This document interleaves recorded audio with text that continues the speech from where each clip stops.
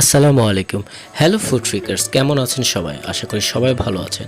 আজকে আমি আপনাদের সামনে নিয়ে হাজির হলাম নাসি গোরিং চীনা রেসিপি নিয়ে। এই রেসিপিটি থাইল্যান্ড, ইন্দোনেশিয়া, মালয়েশিয়া এবং চীনাতে খুব জনপ্রিয় একটি রেসিপি। তো চলুন আজকে আমরা দেখি।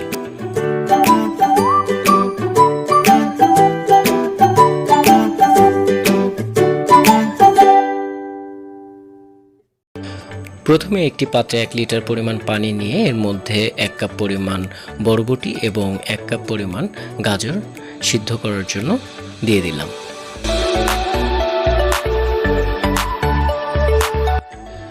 পানি ফুটে আসলে আমি এর মধ্যে 15 থেকে 20 পিস পরিমাণ ছোট সাইজের চিংড়ি মাছ দিয়ে দিচ্ছি হালকা সিদ্ধর জন্য। তারপর এর মধ্যে আমি 300 গ্রাম পরিমাণ বোনলেস চিকেন দিয়ে দিব। সিদ্ধ হয়ে আসা পর্যন্ত অপেক্ষা করব। মোটামুটি সিদ্ধ হয়ে গেলে আমি এটা ছাঁকনি দিয়ে ছেঁকে নামিয়ে রাখব। এবার একটি ফ্রাই প্যানের মধ্যে হাফ কাপ পরিমাণ সয়াবিন তেল নিয়ে নিচ্ছি এবং একটি মাঝারি সাইজের রসুনের কুচি আমি তেলের মধ্যে ভেজে নিচ্ছি। রসুনটা মোটামুটি ভাজা হয়ে গেলে আমি এর মধ্যে 1 কাপ পরিমাণ পেঁয়াজ কুচি দিয়ে দিব। দিয়ে হালকা করে আমি ভেজে নিচ্ছি।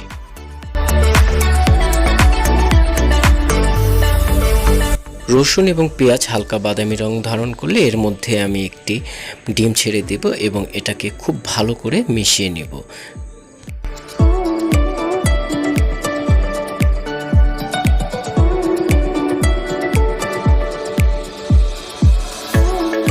ডিমটা ভালো করে মেশানো হয়ে গেলে এর মধ্যে আগে থেকে সিদ্ধ করে রাখা চিংড়ি মাছ, চিকেন এবং ভেজিটেবলগুলো মিশিয়ে নেব।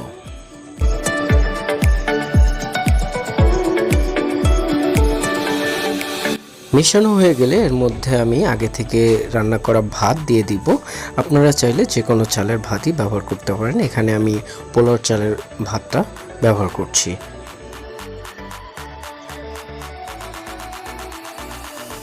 খুব ভালো করে মেশাতে হবে। মেশানো হয়ে গেলে আমি 1 টেবিল চামচ পরিমাণ লবণ দিয়ে দিব। আপনারা পরিমাণ মতো লবণ ব্যবহার করবেন। এরপর আমি 2 টেবিল চামচ পরিমাণ ওয়েস্টার সস দিয়ে দিব এবং 1 টেবিল চামচ পরিমাণ সয়া সস দিয়ে দেব।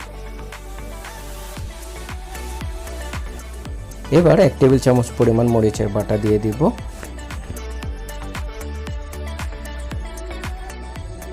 সবশেষে আমি 100 গ্রাম পরিমাণ মতো শাক দিয়ে দিচ্ছি। আমি এখানে পুঁই শাকটা ব্যবহার করছি। আপনারা চাইলে যে কোনো শাক ব্যবহার করতে পারবেন। সাধারণত নাসি গোরিং চীনাতে শাক ব্যবহার করে না, আমি এই শাকটা এক্সট্রা দিয়ে দিচ্ছি। আপনারা চাইলে দিতেও পারেন এবং না চাইলে নাও দিতে পারেন। সো এটাকে খুব ভালো করে আমি মিশিয়ে নেব। মিশানো হয়ে গেলে 5 মিনিটের মধ্যে আমার নাসি গোরিং চীনাটা তৈরি এবং এটা সার্ভ করার জন্য একদম প্রস্তুত।